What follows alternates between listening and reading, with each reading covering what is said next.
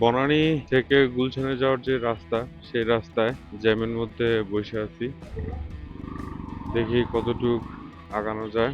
আজকের ভিডিওর থাম্বনেল এবং টাইটেল দেখে বুঝতেই পারতেছেন টপিকটা কি। আসলে এইটাই, যারা নতুন নতুন রাইড শেয়ারে আসেন কিন্তু তারা বুঝতে পারে না যে আসলে কোন সময়ে কিভাবে রাইড রিকোয়েস্টটা বেশি পাওয়া যায়। ঠিক আছে?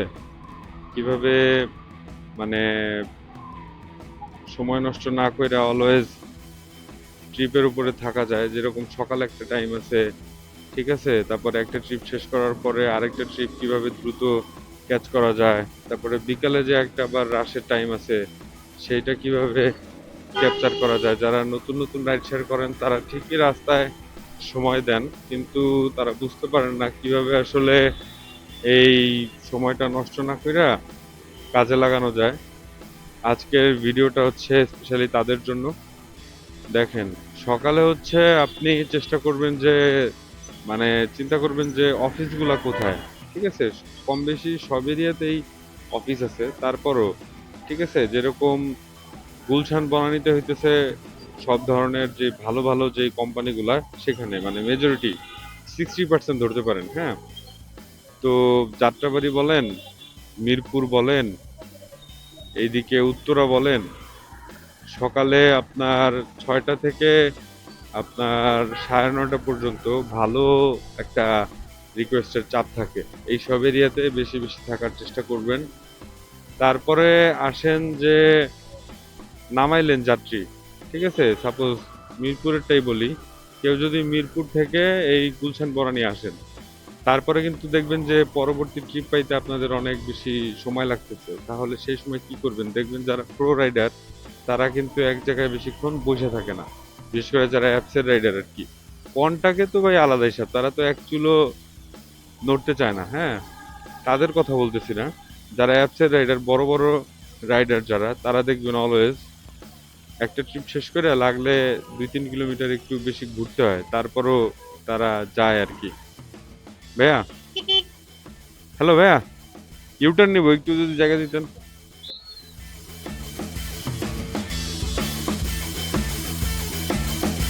ভাইয়া জায়গা দিল, এখন ইউটার্ন নিয়ে নিব। ইউটার্ন নিয়ে ওই যে হাতের বাঁয়ে দিক দিয়ে পার হবো আর কি, মানে নিনজা টেকনিক বলতেছি আর কি।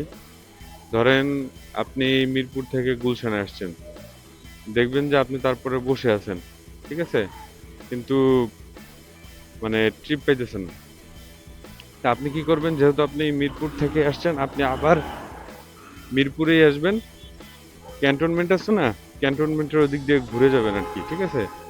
ক্যান্টনমেন্টের ওদিক দিয়ে ঘুরে আপনি আবার মিরপুরে চলে যাবেন। ওই ক্যান্টনমেন্টের মধ্যে ঢুকতে ঢুকতে দেখবেন যে আপনি আবার পরবর্তী ট্রিপ এই গুলশান বনানীর উদ্দেশ্যেই পেয়ে গেছেন। আপনি যদি সকাল 6টা থেকে বের হন, যারা মিরপুরের আছেন, ঠিক আছে, এরকম যদি স্ট্র্যাটেজি ফলো করেন, দেখবেন যে আপনাদের 3-4 ঘন্টার মধ্যেই 1000 টাকা শিওর ইনকাম হয়ে গেছে। ঠিক আছে? এই একটা ট্রিক। তারপরে ধরেন 11টা-12টার মধ্যে তখন আসলে গ্যাপে গ্যাপে থাকে, ওই সময় চেষ্টা করবেন যে ইউনিভার্সিটিগুলো টার্গেট করে, যে প্রাইভেট ইউনিভার্সিটিগুলো কোন জায়গায়, যেরকম বসুন্ধরা আবাসিকে এনএসইউ আছে, আইইউবি আছে, ঠিক আছে?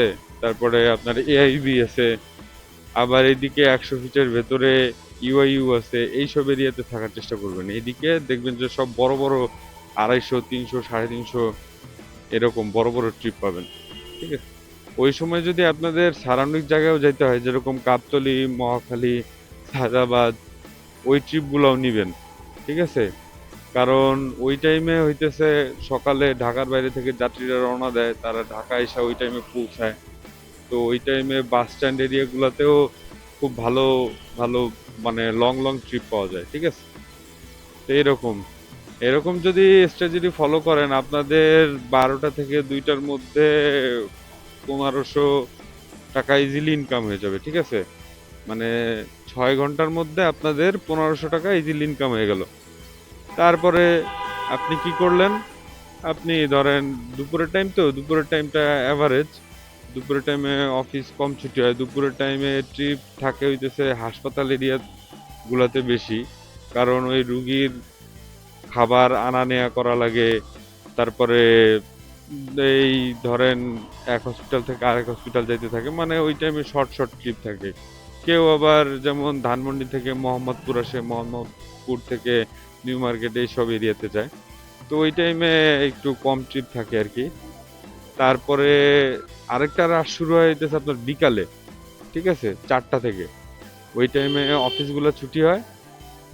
ওই টাইমে আবার গুলশান, বনানী, তারপরে হচ্ছে মহাখালী ডিওএইচএস, বারিধারা ডিওএইচএস, ঠিক আছে, তারপরে বসুন্ধরা আবাসিক, এই সব এরিয়াতে তো অফিসগুলা, এই যে ভাটারা, রামপুরা, এইদিকে প্রচুর বনশ্রী, প্রচুর প্রচুর রিকোয়েস্ট থাকে তখন থেকে একদম 8টা 9টা পর্যন্ত। তখন যদি আবার আরেকটা শিফটে কাজ করতে পারেন, আপনার অ্যাভারেজে ইজিলি আবার 1000 1500 টাকা ইনকাম হয়ে যাবে ওই 4 5 ঘন্টায়।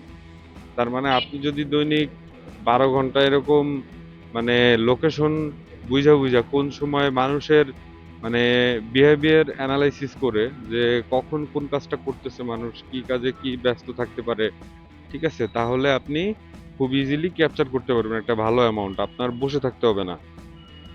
অনেকেই বলেন যে ভাই এটা তো আকাশ কুসুম কথা বললেন। জি না ভাইয়া, আপনি আমার চ্যানেলের পুরাতন ভিডিওগুলো দেখেন, আপনি বহুত ভিডিও পাবেন, ঠিক আছে, যে আমি এমন হয়েছে একদিনে 5,500 টাকা ইনকাম করছি সিরিয়াসলি একদিনে।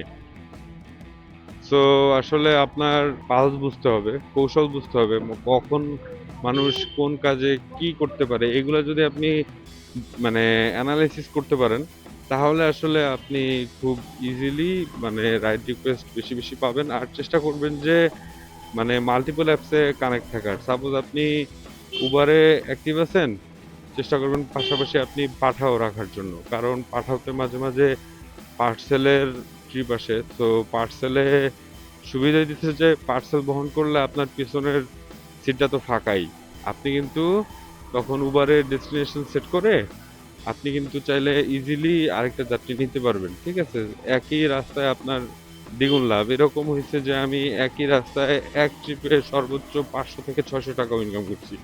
এরকম আপনাদের কৌশল জানা থাকতে হবে। টাকা কামাইতে বেশি সময় লাগে না ভাই, ঠিক আছে, যারা নতুন আছেন তারা এইভাবে বুদ্ধি খাটায় চলেন, ইনশাল্লাহ ভাইয়া আপনার একটা ভালো ইনকাম দৈনিক বের করতে পারবেন। সব খরচ করে দৈনিক 2000 টাকা বাসায় ইজিলি নিয়ে যেতে পারবেন, ঠিক আছে। এতে আপনার দৈনিক 150 কিলোমিটারের মতো বাইক চালানো লাগতে পারে, 150 200। আমি মনে করি এটা করাই যায়, ঠিক আছে, দৈনিক সব খরচ করে 200 কিলোমিটার বাইক চালায়া, হ্যাঁ, সব অ্যাপসের কমিশন তেল খরচ বাদ দিয়ে 2000 টাকা যদি টিকানো যায়, মাসে কিন্তু একটা ভালো অ্যামাউন্ট হয়ে যায়। তা আপনি যে কয়দিন বের হবেন, ঠিক আছে, সেই কয়দিন এরকম কাস্টমার অ্যানালাইসিস করে বের হইলে আপনি হিসাবটা বের করে নিতে পারবেন, আপনি মাসে কয়দিন কাজ করবেন, কি করবেন না করবেন, ঠিক আছে। তো কথা বলতে বলতে আমি চলে আসছি আমার অফিসের লোকেশনে। এই যে আমার হাতের বাই আমেরিকান এম্বাসির যেই মানে এই যে দেয়াল দেখতেই পারতেছেন, নতুন বাজার। তো আপনাদের সাথে এখানে বিদায় নিয়ে নিব। যদি আমার ভিডিওটা ভালো লাগে, হ্যাঁ, অবশ্যই লাইক বাটনে লাইক করে দিবেন, কমেন্ট করতে ভুলবেন না যে আপনাদের এই ধরনের তথ্যবহুল ভিডিও ভালো লাগে কিনা। আর আমার ফ্যামিলিতে নতুন হয়ে থাকলে সাবস্ক্রাইব করে আমার ফ্যামিলিতে জয়েন হয়ে যেতে পারেন। ঠিক আছে, দেখা হবে পরবর্তী কোনো ভিডিওতে। সেই পর্যন্ত সবাই ভালো থাকবেন, সুস্থ থাকবেন। আসসালামু আলাইকুম।